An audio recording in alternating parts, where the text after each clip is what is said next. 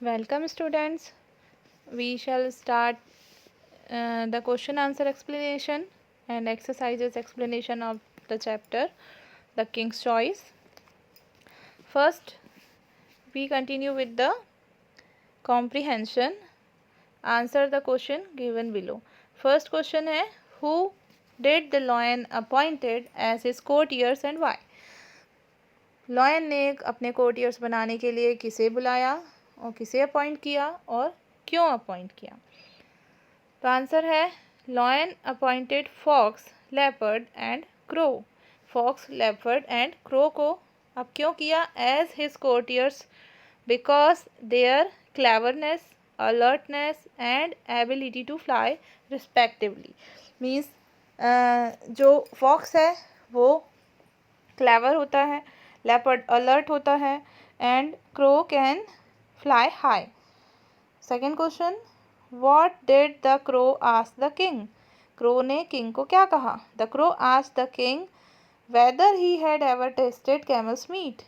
उसने पूछा था कि क्या कभी उसने कैमल का मीट टेस्ट किया है. Where did the king and his courtiers go in search of food.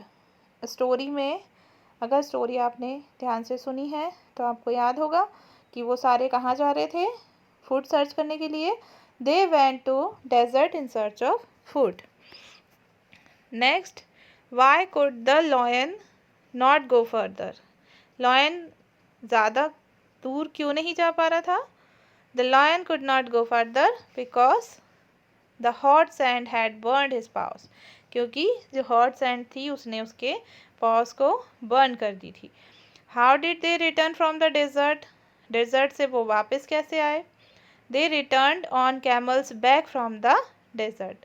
वो कैमल के बैक पे बैठ कर आए थे. Why did the three advisors smile mysteriously. The three advisors smiled mysteriously because it was the time for dinner and they had camel with them. वो इसलिए smile कर रहे थे क्योंकि डिनर का टाइम हो गया था और उनके पास कैमल था. What did they plan next? Next उन्होंने क्या प्लान किया? They planned to eat the camel next. उन्होंने प्लान किया कि वो कैमल को खाएंगे. What did the lion say to the camel? Lion ने क्या कहा कैमल से? The lion said to the camel, You have been loyal and good. You shall be my friend as long as live.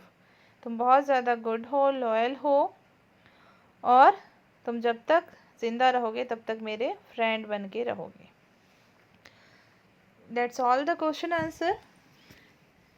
And next, the true false. Some sentences are given here and you have to take whether they are true or false. And the first sentence is, the king was big, handsome, fierce and strong. It's true. King जो था lion वो big था, handsome था, fierce था. A king must not have courtiers. It's false क्योंकि according to the story a king must have courtiers. The lion had 4 courtiers. It is also false because lion had 3 courtiers, not 4. Next, the courtiers never oppose the king. It's true. Courtiers कभी भी king को oppose नहीं करते थे. The lion had never seen a camel. It's true. Lion ने कभी भी camel को देखा नहीं था. The hot sand had burned the feet of the fox. It's false sentence because the hot sand had burned the feet of the lion, not the fox. They were tired and hungry. It's true. वो tired थे और hungry थे. I shall eat you one by one in the order in which you offered yourselves. It's true sentence क्योंकि last में lion ने कहा था कि जैसे उन्होंने ऑफ़र किया है उसी सीक्वेंस में वो उनको 1 by 1 खाएगा. नेक्स्ट है, यूज़ दीज फ्रेजेस. यहाँ पे कुछ फ्रेजेस दिए गए हैं, उन फ्रेजेस को यूज़ करते हुए सेंटेंस को फिल करना है, ब्लैंक फिल करना है. तो फर्स्ट है, they looked at each other, उन्होंने एक दूसरे को देखा। The king set off on a journey, king journey के लिए तैयार हुआ। The forest is not far from the desert, forest बहुत ज़्यादा दूर नहीं था। The lion was pleased in spite of the desert, lion, here is some correction in the sentence 4. The lion was pleased in spite of his burnt paws, पैरों के जले होने के बाद भी लॉयन कैसा था? हैप्पी था।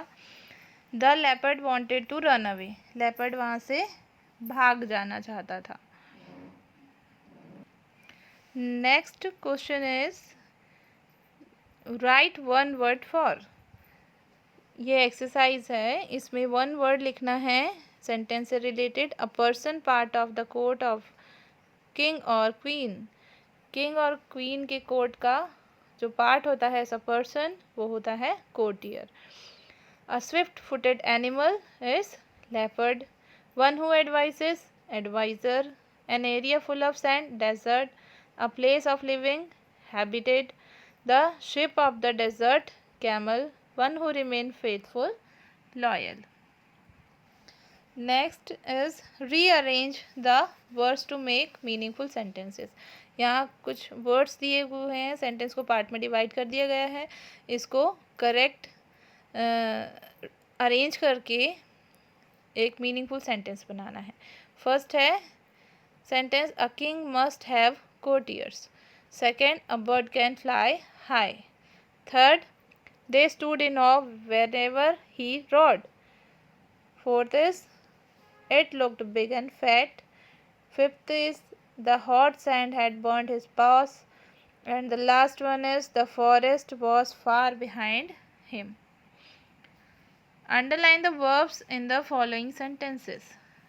कुछ सेंटेंस दिए हैं, इसमें जो वर्ब है, वर्ब मीन्स एक्शन वर्ड्स जो डिनोट करते हैं एनी टाइप ऑफ एक्शन, उसे अंडरलाइन करना है।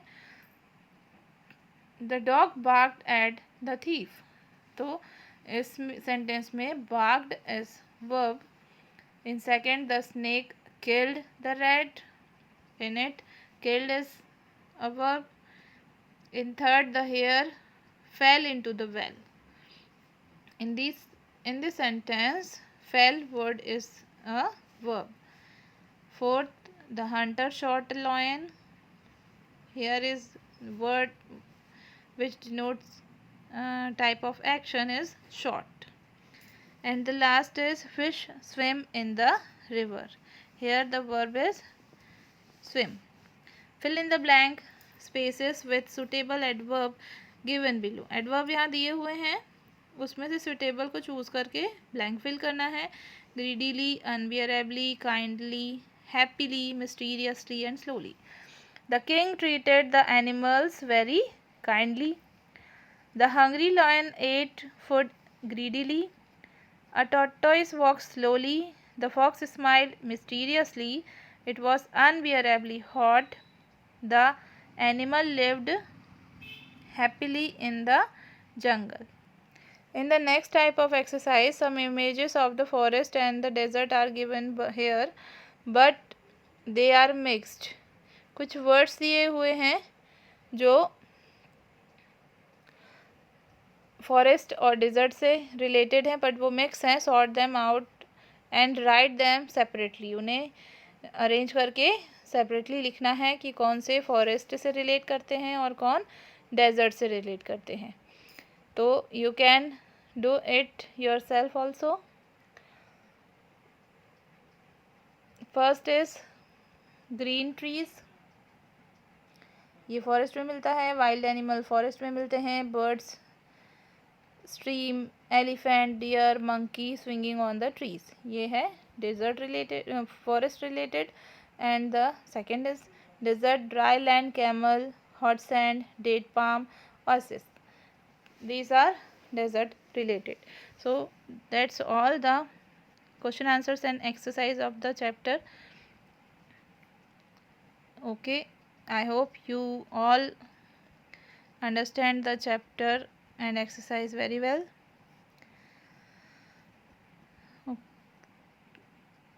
Thank you.